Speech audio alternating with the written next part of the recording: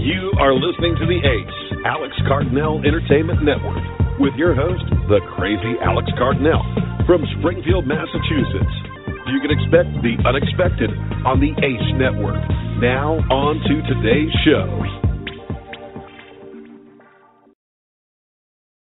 You are listening to Aquatic Wetline Live from ACE Network. The Aquatic Wetline is the first and original aquarium keeping podcast that specifically focuses on freshwater fish, and it will continue to focus on freshwater fish. The Aquatic Wetline will discuss everything freshwater, from Oscar cichlids and other South and Central America cichlids to catfish, tetras, barbs, and more. Plus, we will also chat saltwater and reptiles. You could expect nothing but the best on Aquatic Wetline. Now let's dive deep into the fish tank and see what our fishy friends have to say tonight. Now, from ACE Network Studios, here is your host, the monster fish lover himself, Oscar Alex Cardinelli.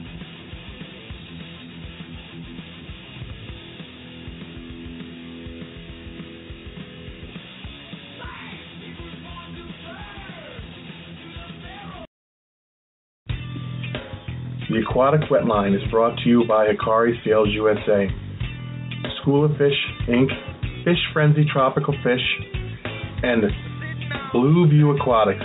Don't forget to head to your local fish store or pet shop to pick up some Hikari products, such as our famous Hikari BioPure frozen foods, which include delicious treats such as bloodworms, mysis shrimp, brine shrimp, and more. If you live in Western Massachusetts, be sure to stop by School of Fish, Inc. and Fish Frenzy Tropical Fish for the finest quality of freshwater and saltwater livestock, fish tanks, and more. Now, let's get on with the podcast. Remember, you can download today's podcast via iTunes or by simply going to blogtalkradio.com/Aqua Alex. Now, Aqua Alex, take it away.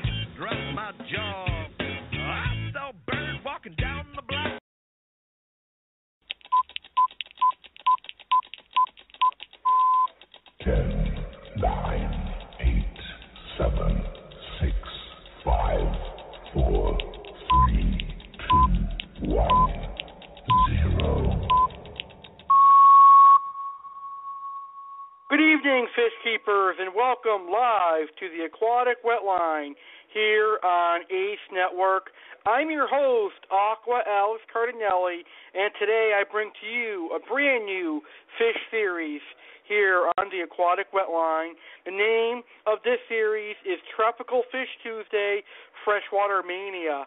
Basically, this series is going to be me and my co-host, Jeff, talking about our personal favorite freshwater fish species.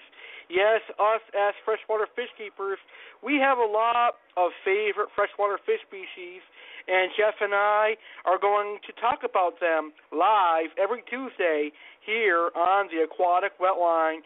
So this is going to be a weekly series where every week we're going to talk about a brand new fish species that is one of our favorite species that we either are currently keeping or we have kept in the past. So it's going to be one of those new series for me that I am going to get really used to, and hopefully I'll like it, and hopefully you, the listeners, will like and enjoy it and learn a lot, because I am very happy to share my fish keeping experiences with all of you. Now, unfortunately, I don't think my co-host, fish keeper Jeff, is going to make it tonight. He's out working, so I don't think Jeff is going to make it tonight. And Jeff was going to talk about the freshwater puffer fish today, but we're going to move the freshwater puffer fish topic until next Tuesday here on our second episode of Tropical Fish Tuesday Freshwater Mania. So next Tuesday, freshwater fish keeper Jeff, our co-host, should be here, and we'll talk about the freshwater puffers then. But tonight, I'm going to talk about all my personal favorite fish species that I am currently keeping and have kept in the past. So there are a lot of species of fish that I'm going to talk about tonight that I've mentioned briefly in the past here on the Aquatic Wetline, but tonight I am going to focus deeply on these species of fish.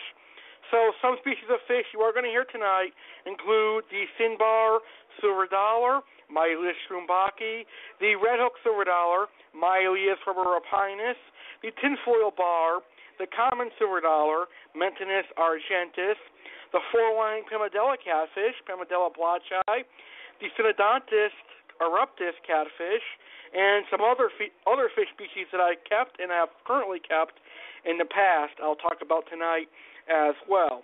So with that being said, today's show is being broadcast live like every single episode of the ACE Network. So if there's any live fish keepers listening to the show, you're more than welcome to go ahead and call in. The call-in number is 1-347-989-8142. And you can call in to ask any tropical fish questions you might have or discuss your favorite freshwater fish species. That's the goal for this series. I want the fish keepers to interact, and I want them to tell us what their favorite fish species are. I love callers, so you're welcome to call in and tell me your favorite freshwater fish species. I know there are a lot of freshwater fish lovers out there, so hopefully we'll hear from some of them tonight. That's 1-347-989-8142. And you must dial 1 if you'd like to be live on the show. That way I know you want to call in and speak with the host. So hopefully tonight I'll hear from some fish keepers and they'll talk to us about their favorite fish, because I love fish keepers and I love the fish keeping hobby. So hopefully we'll hear from some of the fellow fish keepers. Now I'm going to go ahead and get started. I got quite a lot of species that I am going to be talking about tonight. So I'll start with the Silverdollars, because I always love Silverdollars. I've been keeping Silverdollars since I first got in the aquarium hobby, and I seem to love them. I can never stay away from them. You think that I think that I would leave the Silverdollar side of the freshwater hobby, but I just seem to love the Silverdollars. They're like a cool, peaceful piranha species that can live with other fish. Yes, Silverdollars actually belong in the piranha family, but they're not as aggressive as piranhas, and they can live with other fish. So I guess that's why I like Silverdollars so much. Now, I've had the fortune of keeping many varieties of Silverdollars. I've kept the common Myleus argentis Silverdollars. I am currently keeping the Myleus Rubrippinnis Redhook Silverdollars, and I've got two Myleus Schmoburgkii Thinbar Silverdollars, which I'm going to be talking about in a minute here.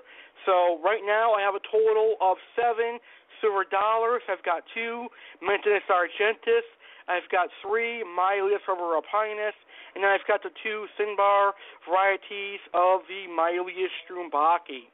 Now, if anyone was looking to add some large tetras to their Oscar cichlid tank or their larger cichlid tank, I'd say Silverdollars are your best option, because Silverdollars are very easy to care for. They get pretty big, and they can handle being chased without dying or getting stressed out. Plus, Silverdollars are very nice looking.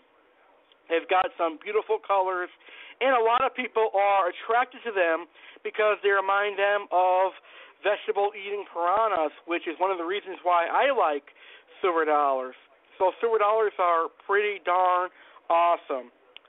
So that's a pretty good introduction to Silverdollars, because over the next 10 minutes or so, I'm going to be talking about Silverdollars right here, right now, on our first episode of Tropical Fish Tuesday Freshwater Mania.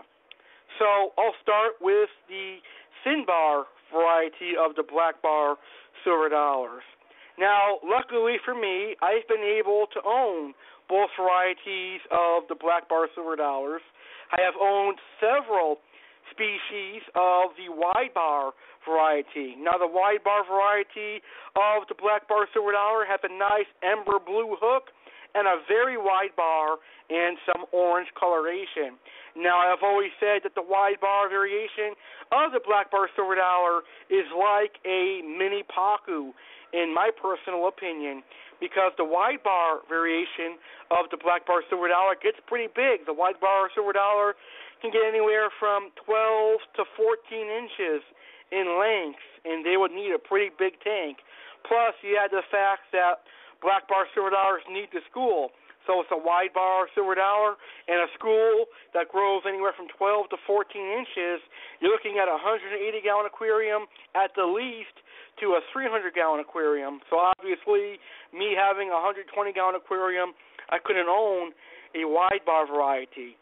So for the first time ever, I turned to the Thinbar black bar silver dollars. And the Thinbar silver dollars are actually very nice looking.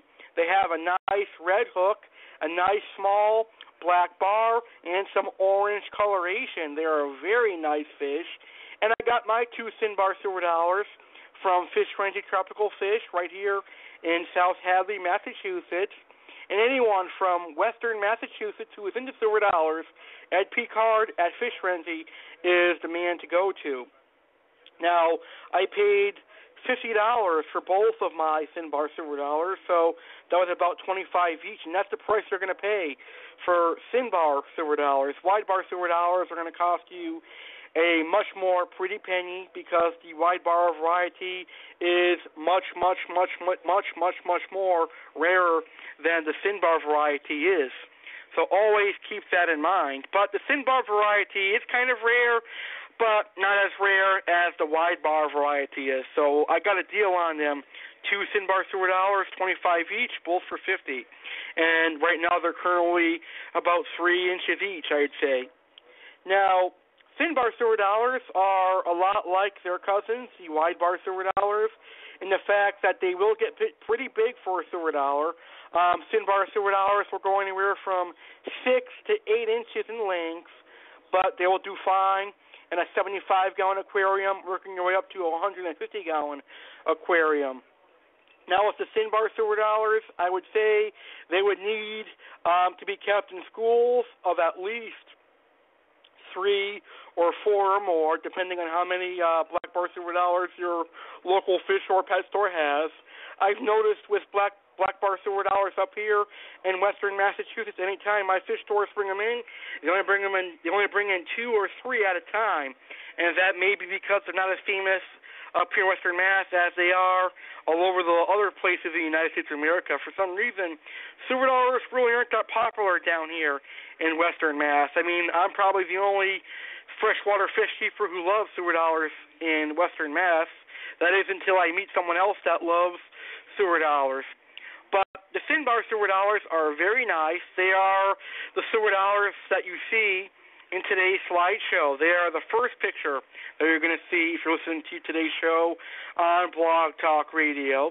And if you're listening to today's show on YouTube, there's also a picture of a black bar silver dollar there as well, and that is a Thinbar silver dollar that you are seeing. So as you can see, they have some beautiful coloration. They've got that thin bar. They've got a nice orange to red hook, and they've got some orange coloration near their gills. Very, very beautiful fish. Now, you could bring more orange color out of your Thinbar silver dollar by feeding some good quality foods. I would recommend feeding market shrimp because market shrimp brings out a lot of beautiful orange coloration in any fish, but in silver dollars, especially black bar silver dollars and red hooks, I noticed that when I feed market shrimp and krill, it brings out that deep, intense orange coloration that I'm after.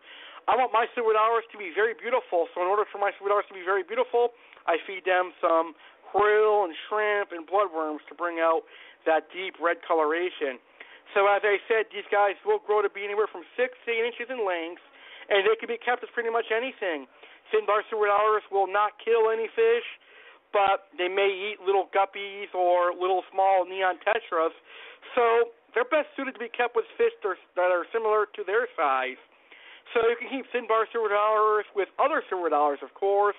You can keep them with angelfish. You can keep them with larger cichlids like Jack Dempsey's, Oscars, Severums, Waru, chocolate cichlids, etc. Just keep them with something similar to their size, and don't keep them with fish like red-tailed cats or armored puma or anything monstrous because they'll be a very expensive lunch to those monster fish. Now, the Thinbar Silverdollar is not a picky eater. They'll eat both vegetables and meat, so they're not picky by any means of the imagination. Now, my Thinbar Silverdollars are eating Hikari cichlid gold pellets, Hikari krill, Hikari frozen bloodworms, market shrimp, and they love krill. I've never seen a Silverdollar love krill as much as my two Thinbar Silverdollars do. I also feed them lettuce, cucumber, and zucchini on special occasion because I usually feed the cucumber and zucchini to my L128 blue phantom pleco and my ginormous common plecostomus, but the Thinbar Silverdollars will eat them faster than the plecos will ever get to them. But overall, the Thinbar Silverdollar is a very hardy fish, even though it is kind of pricey, but I feel that the beginners could keep the Thinbar Silverdollar if they were interested in Silverdollars. Now, someone's going to ask me, I bet you someone's going to ask me, are they a piranha?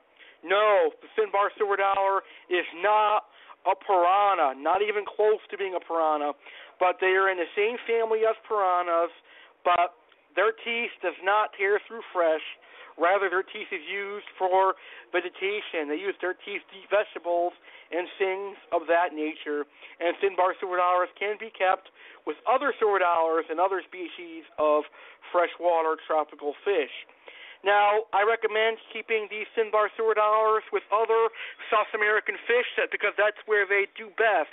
Keep them with other South American fish and don't mix them with African cichlids or anything of that nature because the Thinbar Silverdollars do not come from the Thinbar Silverdollars do not come from Africa where there's high pH. The Thinbar Silverdollars come from the Amazon where there's a neutral pH.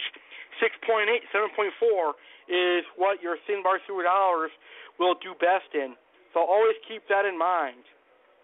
All right, so I think I pretty much covered everything for the Thinbar Silverdollars. If you have any questions on the Thinbar Silverdollars, please go ahead and call in 1-347-989-8142, and I'd be happy to answer your questions on the Thinbar Silverdollar Myleus Schmoburgkii.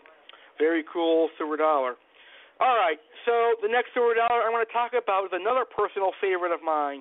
This is a Silverdollar I've always liked growing up. I always had one of these Silverdollars in my aquarium, and that is the Myleus Rubrippinnis Redhook Silverdollars. I think the Redhook Silverdollars are very nice looking, and if you love big tetras, you got to have a Redhook Silverdollar in your tank. In my personal experience, I love the Redhook Silverdollars.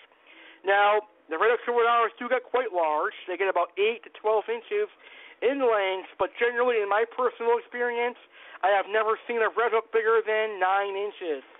So I'd say the total length of a full-grown Redhook Silverdollar is anywhere from 8 to 10 inches. And obviously, with Silverdollars that grow that big, I'd say a 90-gallon to a 180-gallon aquarium is sufficient for Redhook Silverdollars. Obviously, if you can get bigger than a 180, kudos to you. But 90 to 180-gallon aquariums is perfect for a Redhook Silverdollar. Now, the best things that I like about the Redhook Silverdollar is that they are actually carnivorous. They prefer meat over vegetables, do the Redhook Silverdollar.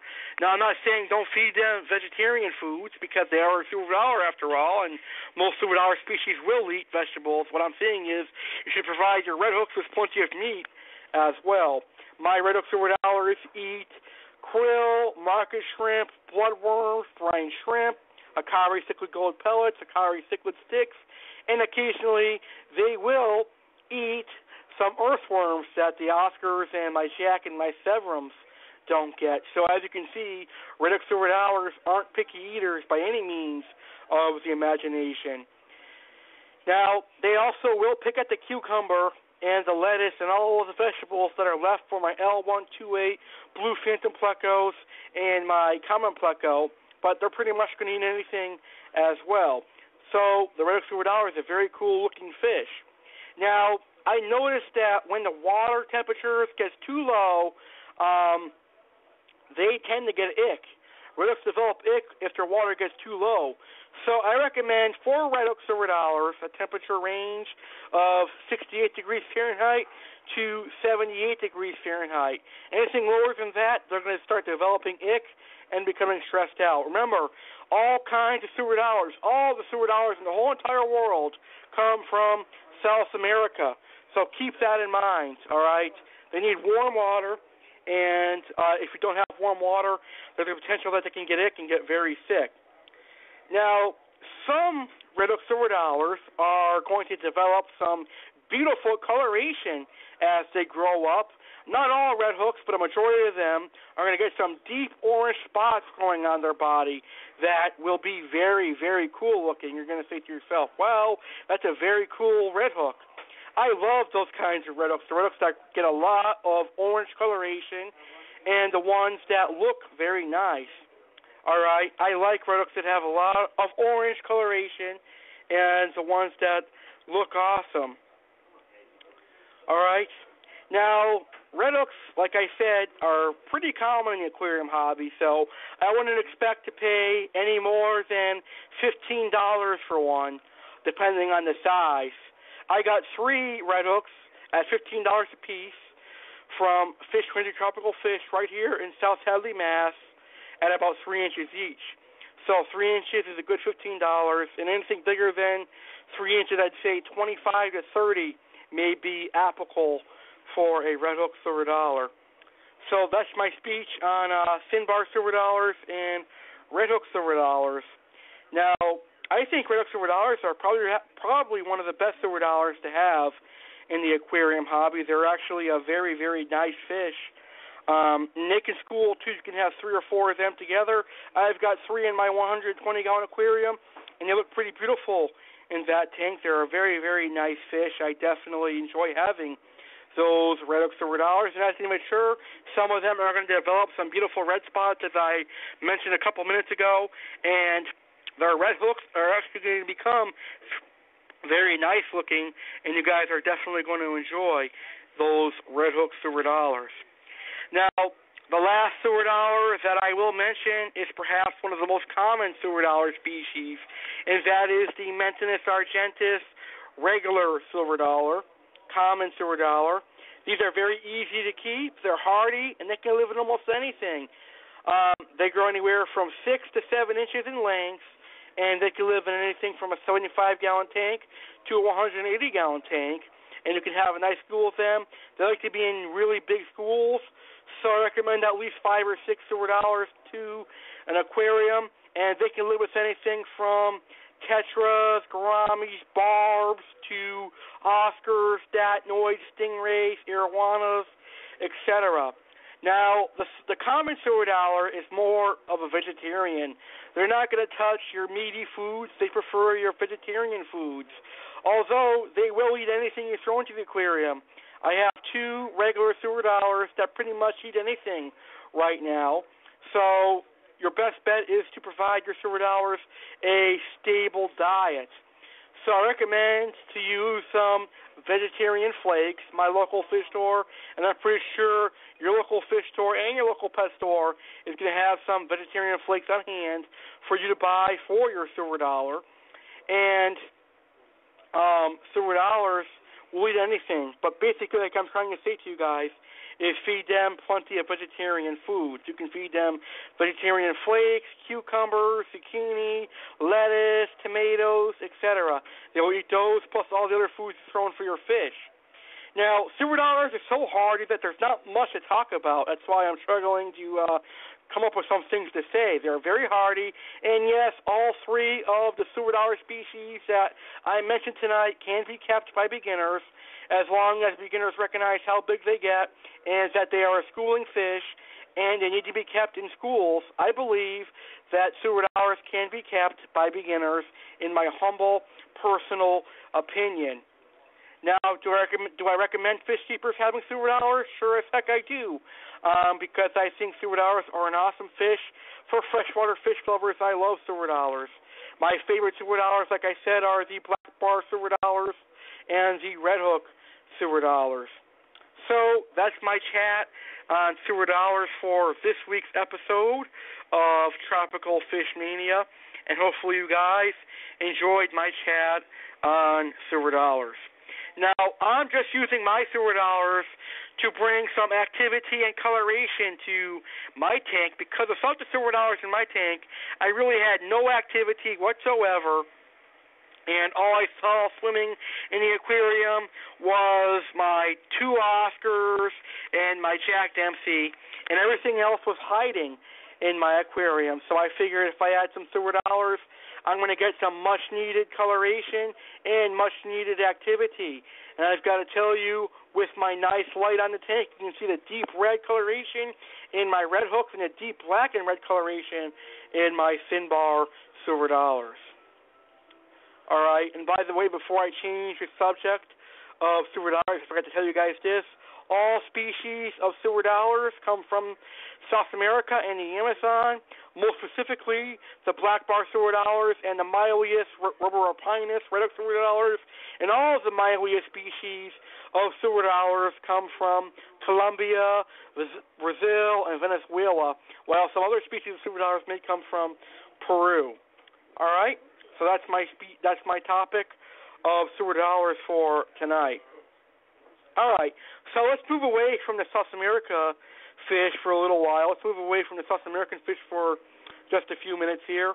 The next fish I want to talk about is a fish that I have kept several times before, and it's a fish that I like. Now, as you guys may know, I'm a big monster fish lover. I love all the gigantic fish, but there is one small species of feeder fish that I've always liked, and that was the barb family. I love the barb family, whether they're rose barbs or they're cherry barbs or the tiger barbs. I love all species of barbs, but obviously any of those smaller species of barbs that would go in an Oscar tank would be lunch to my 2 tiger Oscars and my large albino Oscar. So I couldn't have any tiger barbs or rosy red barbs because, as we know, they'd be a very expensive lunch for my Oscars. So what did I have to do? Well, I did some research and found out that there is a barb that could live with my Oscars, and I already knew this, but I went ahead and did research anyways, and that was a barb that hails from Southeast Asia, and that is the Tinfoil Barb, a very common food fish down in Southeast Asia, but they're very common in the aquarium hobby as well. A lot of monster fish heads love using tinfoil barbs in their aquariums as dizzers.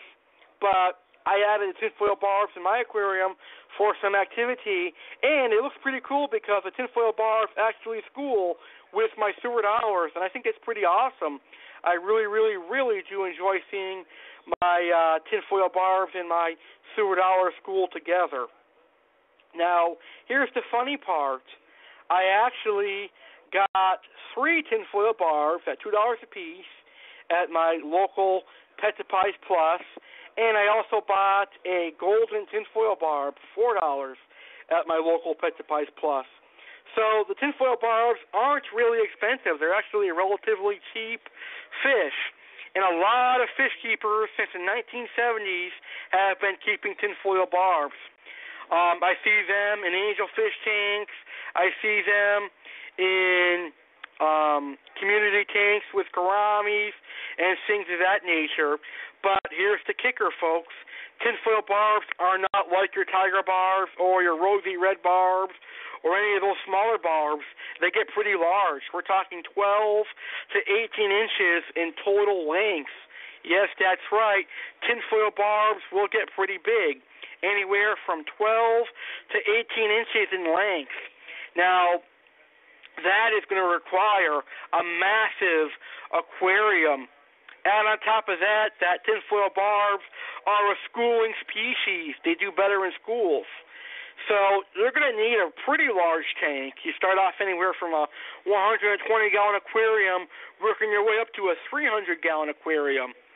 So it is not recommended for beginners to go out and buy tinfoil barbs because they can pretty much guarantee you a beginner cannot afford to get at least a 120-gallon aquarium or even a 300-gallon aquarium. Add on top of that if you keep a tinfoil barb by itself, it's most likely going to have dinner and all of the other fish in the aquarium because tinfoil barbs, like most species of barbs, are notorious for fin nipping. They're going to eat your fish's fins and leave your fish very stressed to the point that it could die. So in order to combat the tinfoil barb's fin nipping tendencies, it's recommended that you keep at least 3 or 4 together in a school. But for that to happen, like I said earlier, you need a really large aquarium, at least a 120-gallon aquarium. So I personally don't think the tinfoil barbs are recommended for beginners unless you got a really big tank. And it's really important. That's why I'm really stressing it a bunch of times here on today's show. Now, the reason I bought my tinfoil barbs at Pet Supplies Plus was because they were jammed in a 5-gallon aquarium with a bunch of other cichlids and things of that nature, and I felt bad for them. And I actually do sort of like tinfoil barbs. So I decided that I'd save them, grow them out, and give them to a friend of mine who has a 300-gallon aquarium. And a friend of mine is Asian, so I know that the tinfoil barbs will be going to a good home because they love tinfoil barbs and they take great care of them. Now, if you were interested in keeping a tinfoil barb, they're not very hard to keep. They're very hardy. Matter of fact, they're so hardy that you could actually cycle an aquarium with tinfoil barbs. I personally would not recommend doing that because it could harm your fish, but it could work if you needed to do it that way, if you're impatient like I am, but I personally would not recommend any of my fish-keeping listeners to do that. Now, for care for the tinfoil barbs, pretty simple. They need a pH of 6.8, 7.4, temperature anywhere from 68 degrees Fahrenheit to 74 degrees Fahrenheit. I noticed that they can't stand hotter water. If the water gets too hot, they'll start jumping out of the aquarium. So make sure it stays at 68 degrees Fahrenheit, 74 degrees Fahrenheit, and their ammonia needs to be at 0. Matter of fact, I've noticed with tinfoil barbs, if you have high ammonia or high nitrates, they're just going to start dying off. For some reason, they're just really sensitive to ammonia and nitrate. Other fish, you will have water change to save them. But with tinfoil barbs, like I've noticed with them, they just start dying off as soon as the ammonia and nitrates gets high. So always keep that in mind. These fish get really large, they produce a lot of waste, and once that waste gets to them via high ammonia and nitrates, they start dying. So with tinfoil barbs, you are really going to need superb filtration. I really recommend over-filtering a tinfoil barb aquarium like I'm going to be doing with 2 hang-on-the-back filters and a canister filter or 2.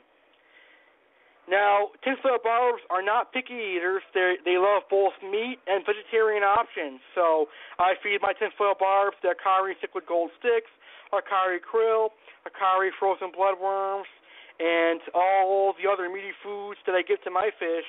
Also, my tinfoil barbs will pick at the cucumber and the zucchini and the lettuce that's in there for my blue phantom plecos and that are in there for my wonderful common pleco, who is pretty big now, by the way. So, as I said, tinfoil barbs will eat pretty much anything. Just make sure you feed them.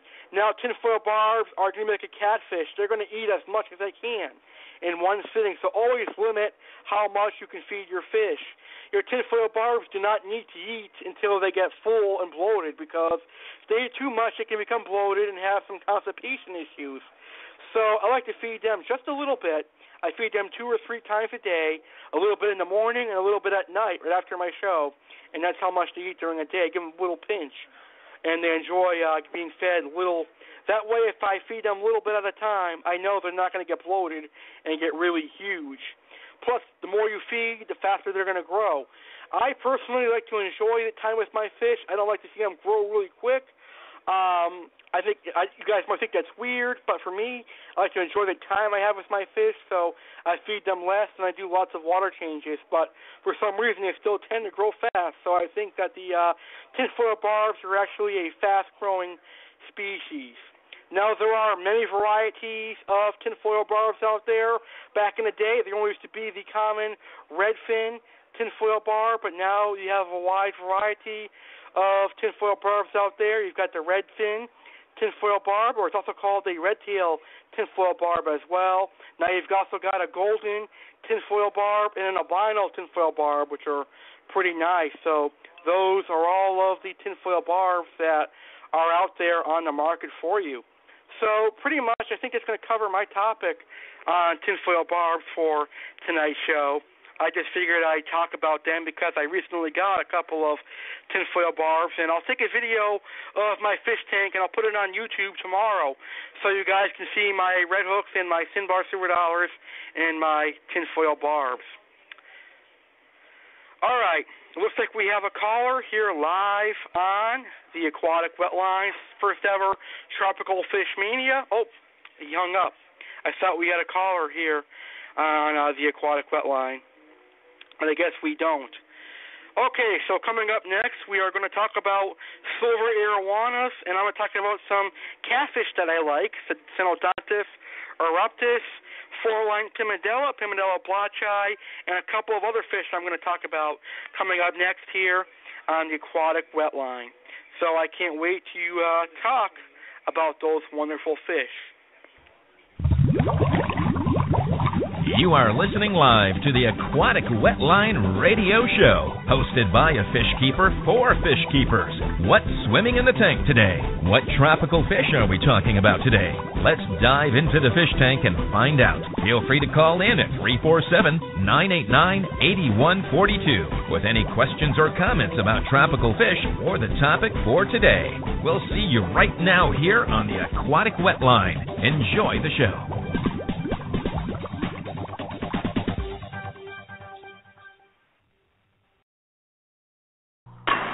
Tuned in live to the Aquatic Wetline. Don't be a scared little guppy and call in at 1-347-989-8142 for all your fish keeping needs. Okay, fish keepers, you can go ahead and call in live at 1-347-989-8142 to discuss your personal favorite fish or ask me, Aqua Alex, any tropical fish keeping questions that you might have. 1-347-989-8142, and I'd be very happy to answer your tropical fish keeping questions or discuss your favorite fish. Because I like to hear other fish keepers' favorite fish. You've been hearing a lot of my favorite fish, so I want to hear a lot of your favorite fish. So go ahead and call in 1-347-989-8142. All right, let's get back into our topic for tonight's show, and I'll continue discussing some of my personal favorite fish. Now, I want to talk about a monster fish that is personally one of my favorite monsters of all time, and that is the classic South American silver arowana, a fish that is respected by many fish keepers in the aquarium hobby. I really enjoy keeping and observing the silver arowana in my aquarium. I have a silver arowana in my fish tank right now, and it's a very beautiful fish. It swims gracefully in the aquarium, and I have a lot of respect for the silver arowana. Now, as juveniles and subadults, a 120-gallon aquarium is perfect for a silver arowana because it has that depth and the width that a silver arowana would love to swim in. My tank is so deep that my silver arowana is comfortable in there. I see him hiding in the back of the depths of the tank all the time, and he swims around, and he enjoys being in that tank. And actually, I get to hand feed him market shrimp and cubes of bloodworms and stuff. I really do enjoy my silver arowana. I was told that by the fish store employee that every time their 120-gallon freshwater display tank is open, they love adding a silver arowana in there because the people that go to their pet store love seeing those graceful arowanas. Now, obviously, a silver arowana is going to require a much bigger tank as it grows because silver arowanas get really huge. We're talking at least 3 to 4 feet in length, if not bigger. All right, these things get massive. You need to keep that in mind. Silver arowanas get really huge.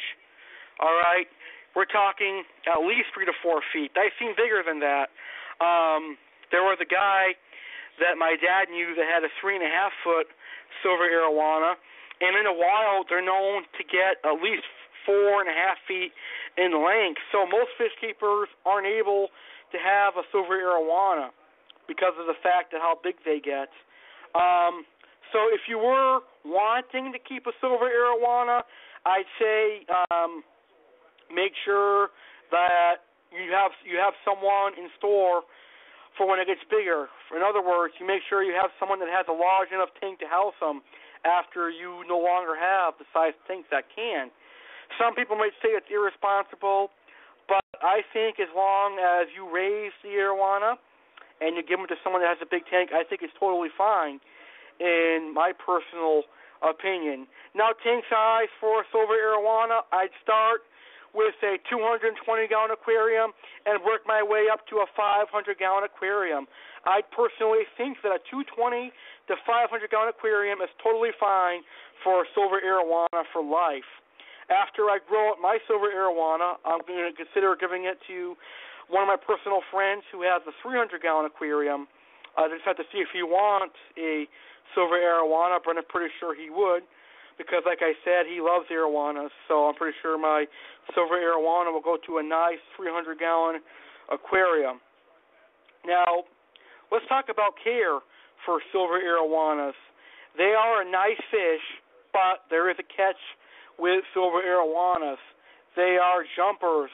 If they don't like the way their water is, which, of course, they're coming from South America, they have to have a neutral pH, 7.4, 68 degrees Fahrenheit, 72 degrees Fahrenheit, and, of course, low nitrates and low ammonia. They will jump out. If they are stressed out, they will jump out. Anything can stress out an arowana. It could be, like I said, poor water conditions, or it could be other fish chasing it around the tank. Instead of being chased, what the arowana is going to do is try and commit suicide or try and get out of the tank, and it'll jump out of the aquarium. And that is why I personally do not recommend keeping silver arowanas in tanks that have aggressive cichlids or other aggressive fish. It's a bad mix. It's going to result in you losing a $40 to $60 silver arowana. Unless you have another $40 or another $60, and that's just my local prices. Some silver arowanas might be more expensive in other parts of the United States around. I don't think I'd mix them with aggressive cichlids.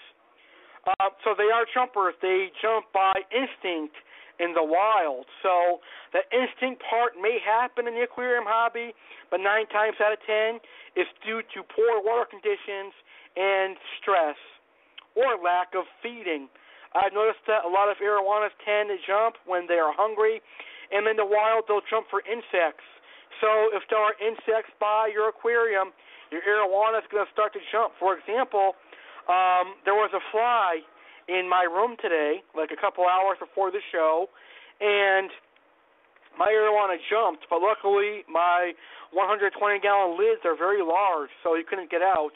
Right now he couldn't get out, but once he gets a few more inches on him, he probably could break through the glass, because silver arowanas have a lot of power and muscle behind them when they get bigger. But he couldn't get through the lids, so what I'm going to have to do now is try and feed him some insects to make him happy. I'll probably start going out and buying some earthworms and crickets and things of that nature. And by the way, arowanas love insects. They eat insects in the wild, earthworms, crickets, and things of that nature. All right, so that brings us down to the diet for silver arowanas. Like I said, they love insects, but they love meat. Arowanas love meat, so you should provide them with a lot of meat. I've never seen a silver arowana refuse to eat market shrimp. Market shrimp is great for silver arowana. I've never seen a silver arowana turn down krill. Krill is another great food for silver arowanas. You can also feed frozen fish, such as haddock, tilapia, cod, whatever you want to feed your silver arowana. On top of that, you can feed live insects like earthworms, crickets, and things of that nature. So silver arowanas are a perfect fish to have if you like seeing insects get eaten by a fish, because it is kind of interesting. You can go on YouTube and find a lot of videos on silver arowanas eating insects. Now, you could feed silver arowanas live fish like guppies and things of that nature, but I personally would not recommend it because a silver arowana would have to swim down to the bottom of the tank and start chasing the fish around, and usually they don't swim to the bottom. It kind of stresses them out a lot, so I personally would not recommend that. Now, the next thing to know about silver arowanas, like I said, is they stress out very easy, and I would not recommend housing them with aggressive fish, as I mentioned earlier. Some perfect tank mates for silver arowanas would be silverdollars, larger growing catfish like Raphael catfish, 4-line Pimedulla catfish, and Sedontis catfish, Oxydorus niger catfish, Megalodorus orwani catfish. So some larger growing catfish is ideal for the silver arowana. Peacock bass are fine with silver arowanas. Stingrays are fine with silver arowanas. Larger angelfish can do fine with silver arowanas. I definitely recommend full-grown, adult-sized angelfish. That might be controversial. Some of my listeners may disagree with me, but it's fine. Everyone has a title to their own opinion. Discus, fully grown discus will do fine with silver arowanas. I've seen that a lot. Actually, I have an Asian friend who lives in Asia on my Facebook that has a beautiful, I think it's a 500-gallon tank in Asia that has discus. He has some pigeon blood discus, checkerboard discus, red Marlboro discus, and candy apple discus, along with a beautiful 2.5-foot silver arowana and some cool catfish and plecostomuses that are in there. Now, as long as your discus are full-grown, because discus can get pretty big, they get the size of a dinner plate, they should do fine with silver arowanas.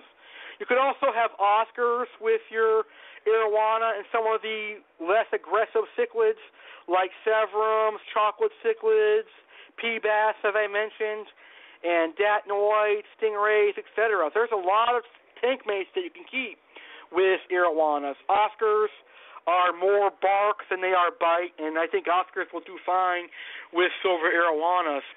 Most fish keepers will tell you that you can't have an arowana with an Oscar, but I think you can. I am doing it personally without a problem.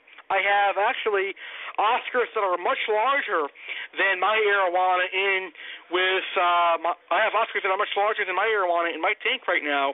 I think my Oscars, my two tigers, they're about 6 inches each, and my albino tiger is about 8 inches, and my arowana right now is only about 4 and 4.5 inches, and he's doing fine. They don't scare him when they eat the food at the top of the tank, and they definitely don't chase him or anything like that. So you have a wide variety of tank mates for arowanas. You obviously don't want to put them in a tank with red devils or any of the Parachroma species or any aggressive cichlid, because they will be killed and they will be eaten. All right, it's a shame because arowanas are very beautiful fish and they are very expensive. Now, the next thing I must talk about when I talk about arowanas is the fact of how to net them. A lot of fish keepers, admittedly, will tell you they're afraid to catch your arowana because 9 times out of 10, they're going to jump through the net and they're going to jump out of the container that the fish store workers use. So here is how I catch my arowana if I have to use a net. What I do is I lower the aquarium water level down to 75% or a little bit lower than that.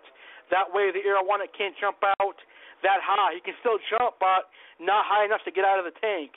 If you have a lot of water in your aquarium and the arowana jumps, it's going to have a high leap of fame right out of your aquarium. But by lowering the water level down by 75%, it ain't going to have that much of a high distance to jump. It may jump like 2 or 3 feet. But if your tank is like 4 or 6 feet in length, or maybe even 7 feet in length, it's not going to be out of the tank. So I lower the water level down to 75%, and I slowly use a big net big enough to handle the arowana. And what I do is I have the net in one hand and a large T-shirt in the other hand. The large T-shirt is going to trap the arowana so that he can't see anything, and so that he won't be startled when he gets caught in the net. It'll calm him down. Believe it or not, it works. I believe me, when I first heard that by someone, I was like, that ain't going to work. But I did it, and it calmed the arowana down. I never did jump in the net, and that way I'm easily going to transfer him to wherever he's going. You can do it that way. I prefer not to do it that way because I don't like catching arowanas in nets, because there's always the possibility, even with a T-shirt, that they can jump out. You can put the T-shirt around the arowana when you catch them, but it's still probably going to jump. Mine jumped a little bit, but I held on to it with my hands, which saved him from getting out of the net, if that makes any sense. It does calm the arowana down. 9 times out of 10, the arowana is going to swim right into the T-shirt, and then you can use the net to get the arowana out of the aquarium. But like I said, that is my least preferred method of catching and transporting an arowana. The best method that I use, and this is the method I always use for catching arowanas unless I can't use this method, is I take a fish transport bag. Those are the bags that your local fish stores will put your fish in. What I do is I put the bag in the tank and I chase the arowana around with it. And once the arowana is in the bag, I quickly lift it out of the tank and I tie it as soon as I take it out of the tank. That way the arowana can't jump out. And if the arowana jumps, he's not going to go anywhere because the bag is tied. All right, that is the safest and easiest way to transport an arowana, in my personal opinion. That's what my fish store does, and I have to give my credit to School of Fish, Inc. for handling arowanas that way. I've seen the owner, Dave, do it that way, and it's definitely the most best way to transport arowanas or any jumping fish for that matter. So I thought I'd bring that up because I think I saw someone in my Twitter feed ask me, how can you transport a silver arowana? Now, you definitely do not want to put large arowanas in 5-gallon buckets because we all know what's going to happen there. They're going to jump right out of that bucket, and usually they're not going to fit in a 5-gallon bucket. So you're going to need to use coolers and things of that nature, coolers that have lids and things of that nature. And I'm pretty sure your wife will be pissed at you if you use the family cooler to transport your arowana. But hey, that's the safest way to transport your arowana, in my personal opinion. And that's the only way to transport an arowana that large. I'm talking about arowanas that are in the 2 feet length and bigger. Now, as you guys already know, there are multiple species of arowanas out there. You've got your Asian arowanas, which unfortunately are illegal here in the United States of America. But then we've got one of my personal favorites.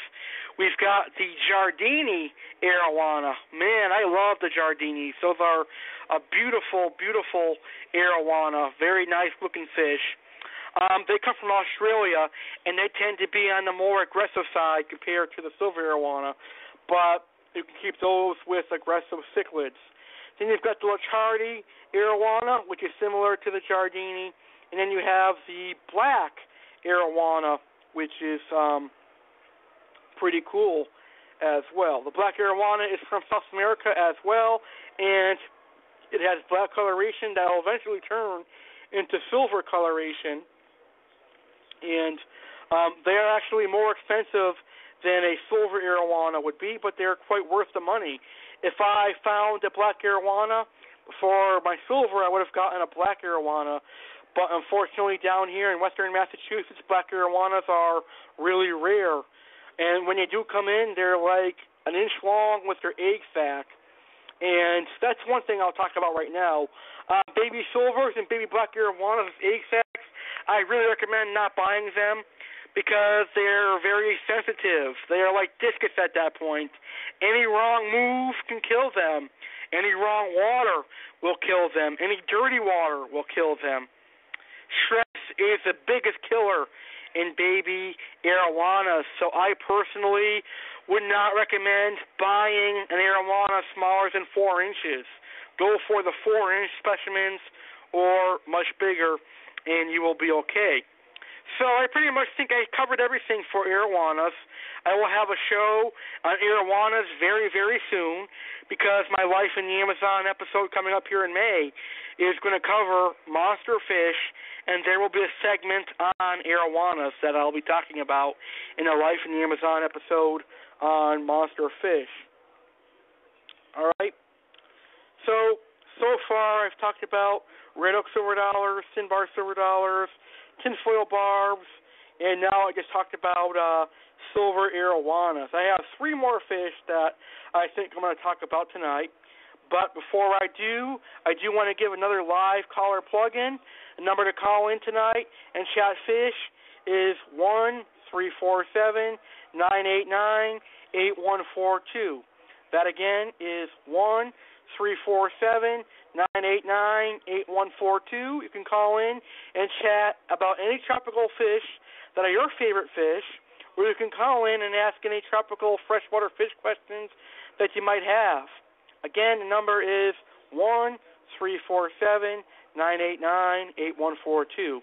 I know we had one caller at the earlier stage of the show. I went to answer him and it hung up. So anyone else is welcome to call in. That again is 1-347-989-8142.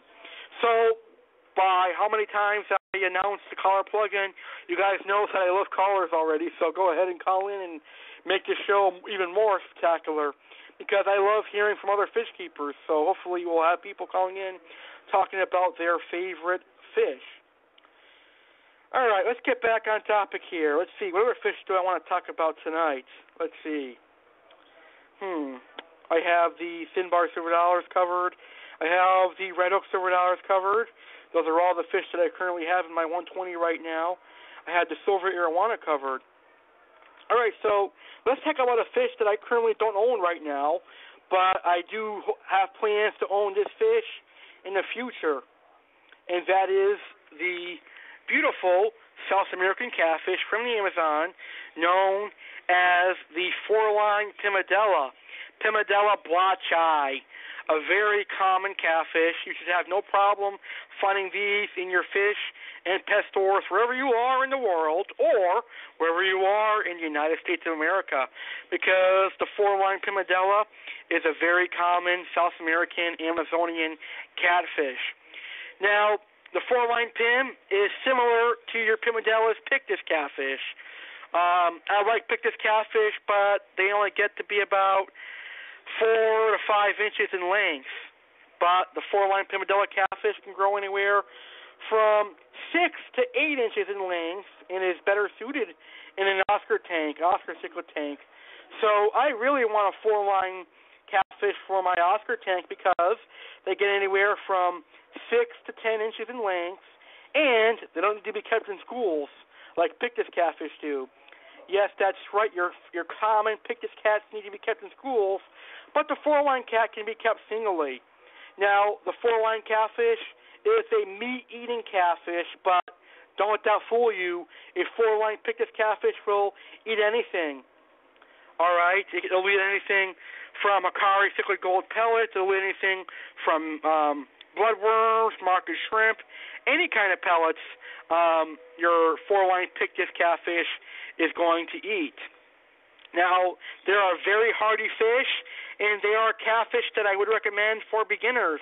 If a beginner has a large cichlid tank, anywhere from a 75-gallon aquarium and up, a 4-line Pim will do fine, and a 75-gallon aquarium up to a 125-gallon aquarium, and they are the perfect catfish for a beginner who has aggressive cichlids and has a large 4-foot to 6-foot aquarium. Okay? So we're going to go ahead and stop talking about the 4-line catfish for a few minutes here because I noticed we have a live caller on the line. So you're now live on the Aquatic Wetline's first episode of Tropical Fish Mania, and thank you very much for calling in. You are now live on the line with Alex Cardinelli.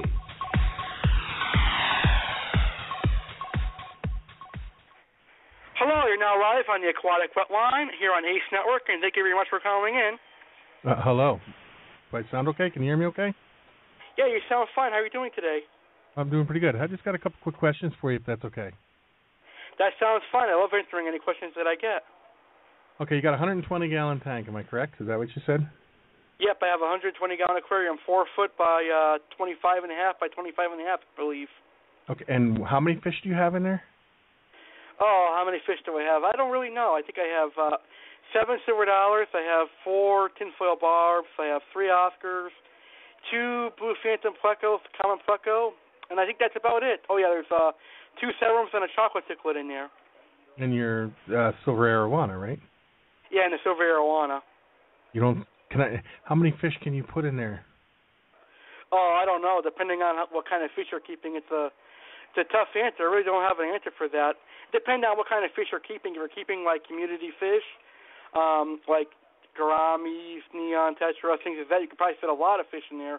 But for me, I know what you're getting at. You're probably going to say it's a lot of fish in that tank. I actually don't plan on keeping all those fish in there. I'm only growing out some, and I'll be donating some to a friend who has a large tank. So what I'm going to keep in there permanently is 1 or 2 of my Oscars, my Plecos, the Silverdollars, and 1 or 2 of the Severums and the chocolate cichlids. So everything I have in there is not a permanent fish. It's just something to add a little bit of color and something I can enjoy. Because, that's a lot of... Them fish are messy, for one. And that's an awful lot for that one tank. That's what I was getting at. Yeah, I know, but I have superb filtration. I have 2 hang on the back filters. I have an Aquarium hang on the back, which I think is pretty good. It has a lot of good beneficial bacteria on it. It's a pretty good filter. And then I have one that I think is kind of iffy. I'm not a big fan of the Marine Land Emperor filters, but I will be getting 1 or 2 canister filters in the tank, and I think that'll be pretty good. Canister filters are great for any tank, but by adding 1 or 2 more filters, I'm kind of over-filtering, which is pretty good for the size tank that I have. Yeah, over-filtration never hurts nothing. Yeah, that's true. You should scrap all them fish you got in there and put discus in there. It's a good idea. You know what? I've actually thought about that. I said maybe in a couple of years from now I can turn the 120 into a nice discus tank and have some angelfish and Erminos tetras in there. It'd be a cool tank. Well, 120 that's in wide for them. That's pretty much a square tank. You can get a nice piece of driftwood to fit in there. I know, it's a good idea. And then put discus in there. Yeah, that's actually a great idea. I'm going to have to do some research on discus, and maybe I'll join the discus side of the hobby. Yeah, But, I was just thinking you had an awful lot in that tank. Yeah, a lot of people say that. I know a lot of people like to put a lot of fish in the tank, too, so I'm probably not the only one. Yeah, because, it's not like those fish stay small either. I mean... Yeah, those tinfoil barbs get huge. I missed some of your show, by the way, because I lost a connection somewhere. But tinfoil barbs, they get pretty big. And so do the Oscars, and so does that Arowana. They all get pretty huge. Yeah, you do got a point there, but I like my fish to be huge. Well, I know. I'm just saying, you should have went with a 500-gallon tank. Oh, yeah, I wish I could. That'd be an awesome size aquarium. All right, I just thought I was going to ask you those questions, but good show, and thanks for having me on. You're welcome, and thank you very much for calling, and I appreciate those wonderful questions. All right, so anyone else is welcome to call in. The number to call in is 1-347-989. Oh, go ahead. Oh, I'm sorry. That's okay. I thought you were still on the air. No. That was my fault. I'm sorry. My son walked by and I was calling him. I apologize. That's okay. That's no problem at all. All right, so anyone else is welcome to call in at 1-347-989-8142, and you guys can go ahead and chat about your favorite fish. All right, so let's get back in on the topic of four-line Pimedulla catfish. I think I pretty much talked a lot about them already. Like I said, the four-line Pim catfish can eat anything from pellets to shrimp to bloodworms, earthworms, etc. They're a very hardy catfish. And basically, the four-line Pim can live in anything from Central American tank, a South American tank, and they may do well in an African cichlid tank, but I personally would not recommend keeping them with Africans because you wouldn't find a four-line Pim in Africa, and you wouldn't find African cichlids in South America, if you get what I'm getting at. Other than that, there's pretty much not much else to talk about with the four-line Pimedulla catfish. They are very hardy, and they can be catched by beginners, and they are a very nice fish. So if you ever see a four-line Pim in your fish store, please recognize the fact that they are going to get pretty big. They're going to get 8 inches to 10 inches in length. Okay? All right. Now, the four-line Pim looks a lot different than the Pictus cat. Instead of stripes and spots, the four-line Pim is just going to have 3 or 4 lines going across its body, and it'll have like a nice triangle by its face. Okay? So make sure that you always keep that in mind when you're trying to identify a four-line Pictus from a regular Pictus. A regular Pictus is going to have stripes and spots, but a four-line Pictus is simply going to have 3 or 4 stripes and a triangular spot by its nose. So that's the four-line Pictus that I want to talk about for tonight. The last catfish that I'll talk about for tonight is one of my personal favorite African catfishes of all time, and that is the Synodontis eruptus, I guess you call it. I probably butchered the name, but it's one of the most common Synodontis catfish in the aquarium hobby. They call this catfish the lace catfish, and you can find the Synodontis eruptus, a.k.a. lace catfish, at, unfortunately, your local Walmart, your local PetSmart, and your local Petco. But some PetSmarts and some Petcos are okay for fish, so for those ones, those are pretty good. But generally, 9 times out of 10, your Walmarts and your PetSmarts and your Petcos really don't have the best of fish. But your fish stores and your local mom and pop pet stores should have your Synodontis eruptus or your lace catfish. Now, these are perhaps one of my most favorite catfish that I really enjoy ever since a young child. I like the Synodontis eruptus catfish. They're very hardy, and they can live a while. Now, the Synodontis eruptus gets anywhere from 7 to 12 inches in length, with 7 inches usually being the max out size for the Synodontis eruptus catfish. And believe it or not, this is a catfish that can live in either African water or regular South and Central American water. So I have no shame in keeping it with regular South and Central American cichlids, even though I kind of sound like a hypocrite now. But I really don't have any issues with keeping Synodontis eruptus catfish in a tank with other South and Central American cichlids. Now, they're going to eat pretty much anything you throw into a tank.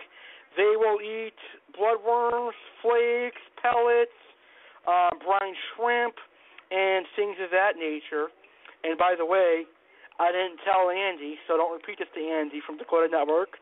I have a large Synodontis eruptus in my tank right now. I have a lot of fish that I didn't tell Andy, so he wouldn't say anything. But I have a large Synodontis eruptus in my tank right now that I pretty much like. So they are a pretty good catfish. They're very hardy. A beginner could have a Synodontis eruptus in their tank if they know that they are going to get pretty big. Now, they will eat anything. They're meat eaters, so provide them with the best diet that you can. That'll be market shrimp or any other foods that I just mentioned. Now, tank mates for the Silverdollar eruptus, they can live with African cichlids, they can live with Central and South American cichlids, and they can live in a community tank with larger tetras, larger barbs, angelfish, and things of that nature. They, of course, will eat small growing tetras, so they'll eat your neon tetras, but they can live with anything that's too big to become lunch. What else is there to talk about the Silverdollar eruptus?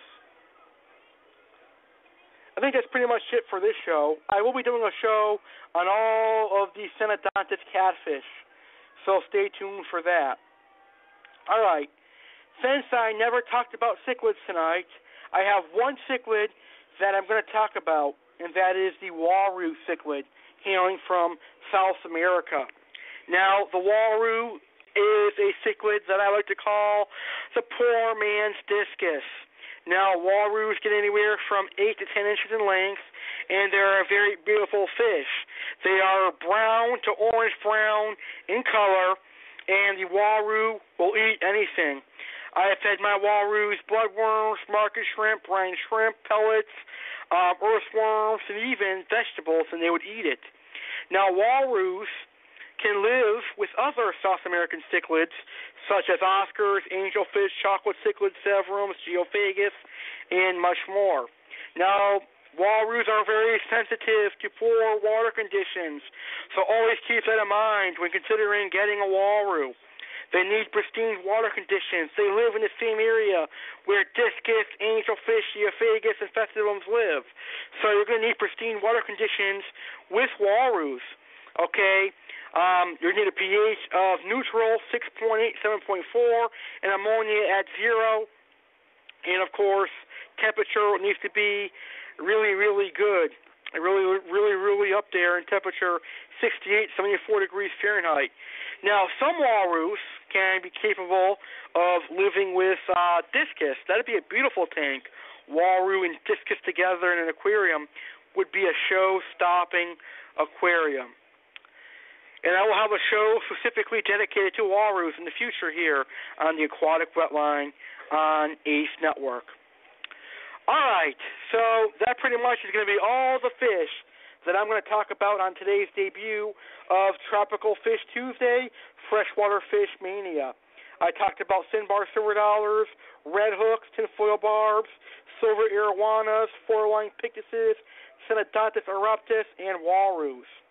Next week, we're going to have the return of my co-host, Fishkeeper Jeff, back on the show. He had to work tonight, but he'll be back here next Tuesday, and I promise you, Fishkeeper Jeff will be talking about freshwater puffers next Tuesday on our second episode of Freshwater Mania. So I'll figure out what fish I'll talk about next week and let you guys know in a couple of minutes. So today's episode of the Aquatic Wetline, heard live here on A.C.E Network, is being brought to you by Aquarium Sales USA, who has some of the best tropical fish food for all your fish out there in the hobby, whether they're freshwater or saltwater, whether they're an Oscar, a clown knife, a red-tailed cat, a silver arowana, or even your little fancy goldfish. There are food for you from Aquarium. Check out Aquarium Sales USA today. Today's show is also being sponsored by S.T. International Aquarium Supply. They have aquarium supplies for all your fish, whether they're live plants or neon tetras, discus, angelfish, or Oscars. S.T. International Aquarium Supply has the supplies for you. School of Fish, Inc. for all the fish keepers here in Western Mass. There are plenty of freshwater fish at School of Fish, Inc. for your hands. And then our non-fish-keeping friends sponsor today's show. Today's show is sponsored by Cheesecakes by Design and Dakota Network Paranormal Hour. Andy from Dakota Network has a wonderful paranormal show that you guys should listen to if you're into the paranormal stuff. So all of our sponsors make sure that the Aquatic Wetline on A.C.E Network and the A.C.E Network is able to broadcast for 2 hours straight. That's right. All of our sponsors make sure that we stay premium. So thank you to our sponsors. So before we end the show, we're going to go ahead and take a commercial break, and when we come back, I'm going to announce what fish I'm going to talk about next week, and I have a couple of radio show announcements for the A.C.E Network. So stick around, folks. Hikari offers a wide selection of aquatic diets to help you and your fishy friend find success. With more than 137 years of aquatic experience, Hikari was the originator of species-specific diets long before others thought it was important or trendy, and the first to bring unique products to fish keepers like Algae Wafers, the world's first diet specifically formulated for Pocossinus, Micropellets, the world's first micro-coated aquatic diet for tropical fish, Saki Hikari, the world's first probiotic-enhanced diet for koi, goldfish, cichlids, and now turtles, and BioPure, the world's cleanest and most nutrition-packed frozen and freeze-dried foods, industry trendsetters when they were first introduced. When you're looking for the best aquatic diets your hard-earned money can buy for your aquatic pets, look no further than Hikari. Your fish and your wallet will be forever grateful.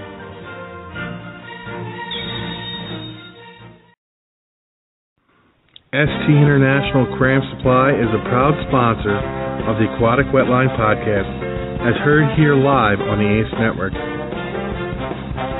ST International offers aquarists a variety of fine aquarium products, including filters, heaters, aquarium feeders for your fish.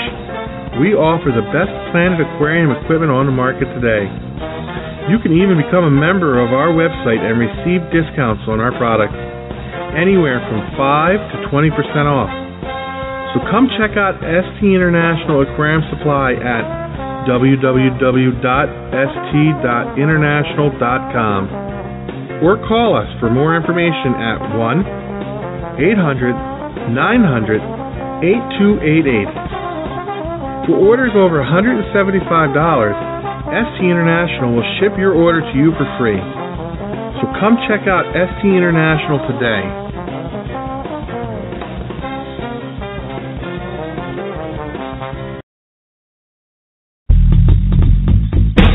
School of Fish, Inc. offers everything an aquarium hobbyist in Western Massachusetts needs. We offer the best of livestock from freshwater to saltwater and everything in between. We also have the best corals and live rock. School of Fish, Inc. carries the best brands of fish food, medications, and equipment such as Hikari, Tetra, Marineland, API, and much more. Stop by and check us out today. School of Fish, Inc., located at 1865 Page Boulevard, Springfield, Massachusetts, and we can be reached at 413-543-1994. We're open Mondays, Wednesdays, Thursdays, Fridays, Saturdays, and Sundays, closed Tuesdays. Check out School of Fish, Inc. That's School of Fish, INC, on Facebook for exclusive deals, specials, and see what's new.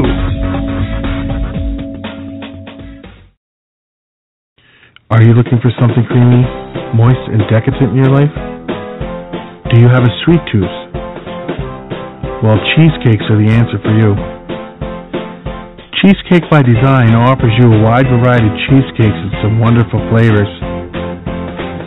At Cheesecake by Design, you will find a flavor just for you, whatever it be.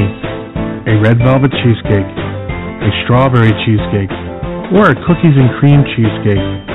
We have tons of flavors to fit your needs. We ship fresh cheesecakes all over the United States straight to your door. So next time you're hosting a party, a family get-together, or a cookout, and you need dessert, order a delicious, moist, creamy cheesecake from Cheesecake by Design. Our cheesecakes are always homemade and made with the freshest possible ingredients. Check out our website and call 336-525-5120 with any questions or to place an order.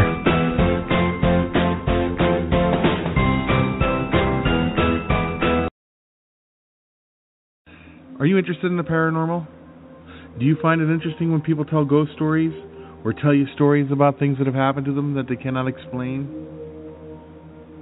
Then, if you are, join me, Andrew J., on the Dakota Network as I interview paranormal investigators, cryptozoologists, and everything paranormal.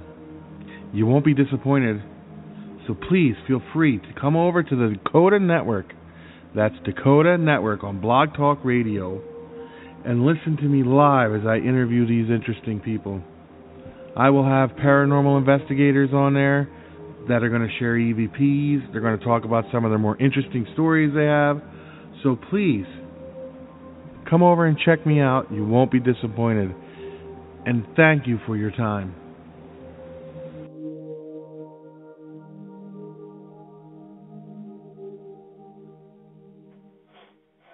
Okay, so that was a word from our wonderful sponsors who help keep the Aquatic Wetline and the ACE Network on air. So thank you very much for sponsoring our lovely show.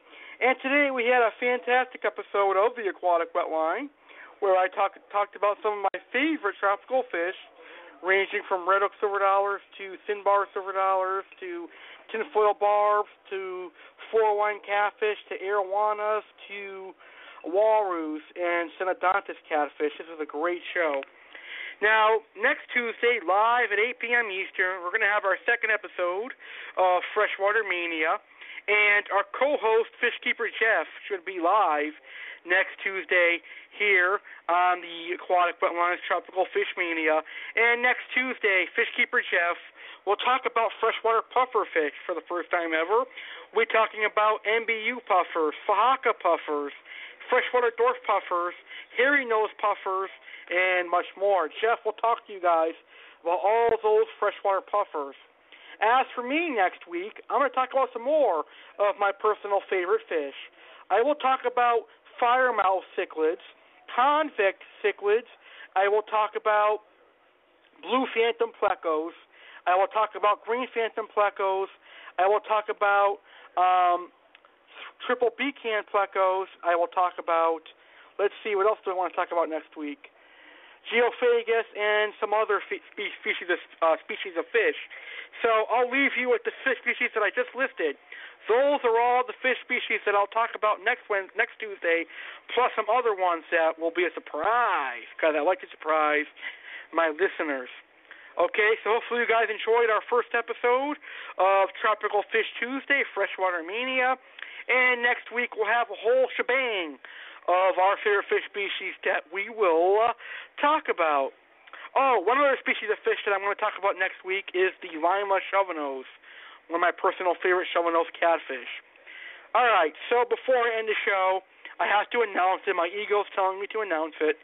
Tomorrow, Wednesday, May 13th, 2015, at 8 p.m. Eastern, the Alex Cardinelli Show perhaps has its biggest guest in a while. That's right. If you, my listeners, want to have your own show here on Blog Talk Radio, or if you already have your own show here on Blog Talk Radio, learn how to be successful here on Blog Talk Radio, because tomorrow, live at 8 p.m. Eastern, Blog Talk Radio's veteran host, Mr. Ramon Garrett, will be my guest, and he's going to tell me and my listeners how to be successful with their podcast here on Blog Talk Radio. So make sure you tune in tomorrow if you want to learn how to be successful on Blog Talk Radio, live tomorrow at 8 p.m. Eastern. All right, fish heads. Thank you for tuning in to tonight's episode of the Aquatic Wetline, brought to you by Akari Sales USA, ST International Aquarium Supply, and School of Fish, Inc.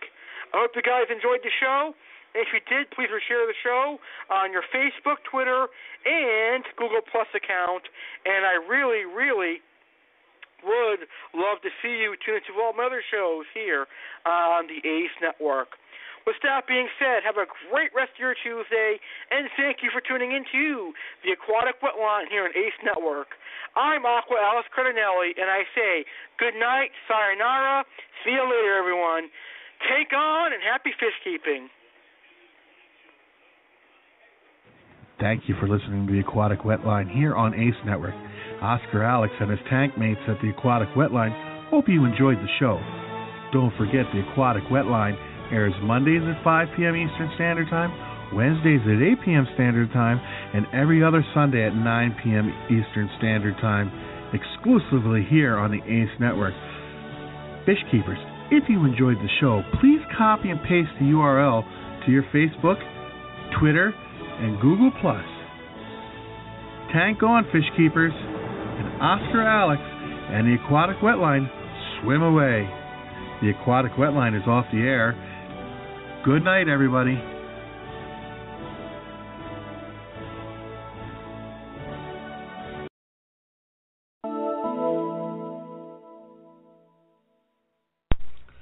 Today's podcast belongs to the A.C.E. Network, Alex Cardinelli Entertainment Network.